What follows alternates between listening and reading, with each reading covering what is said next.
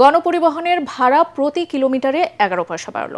এখন থেকে দূরপাল্লার বাসের ভাড়া হবে প্রতি কিলোমিটার 2 টাকা 23 পয়সা, আর ঢাকা চট্টগ্রাম মহানগরে প্রতি কিলোমিটার বাস ভাড়া হবে 2 টাকা 53 পয়সা।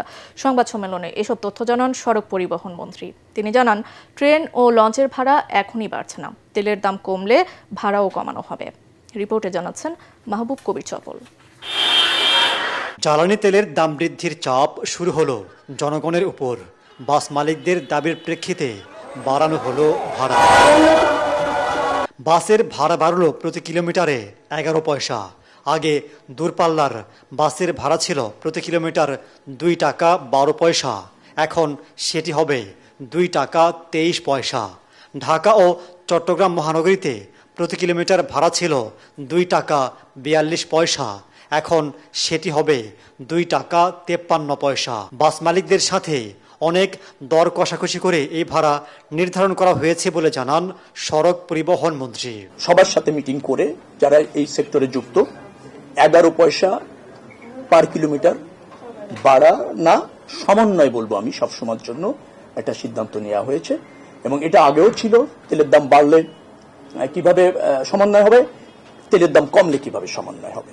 এবং আপনাদের এও জানিয়ে রাখি যে এই সমন্বয়টা শুধু এবার বৃদ্ধির ক্ষেত্রে না, তেলের দাম পুনরায় কমলে আবার এই একই প্রক্রিয়ায় ভাড়া কমবে।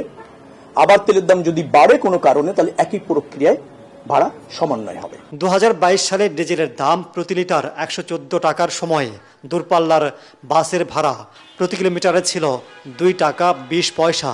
পরে তেলের দাম কমে 100 টাকা লিটার হলেও ভাড়া কমানো হয়নি।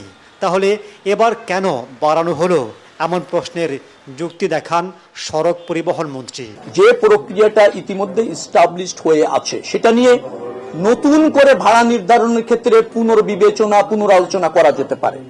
নতুন করে ভাড়া নির্ধারণের ক্ষেত্রে, শব্দটা বুঝবেন, নির্ধারণের ক্ষেত্রে। কিন্তু যেহেতু আমরা ভাড়া সমন্বয় করছি এ পর্যায়ে, অতএব সমন্বয়ের ক্ষেত্রে শুধুমাত্র জ্বালানি বৃদ্ধিটাকে বিবেচনায় নিয়ে আমরা এটা করেছি। তিনি জানান, তেলের দাম কমার সাথে ভাড়া কমানো হবে।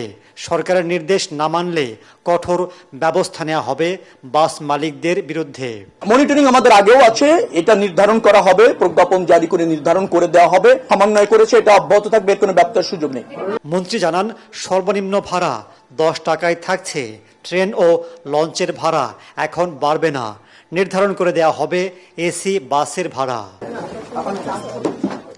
মাহবুব কবির চপল, ATN বাংলা, ঢাকা।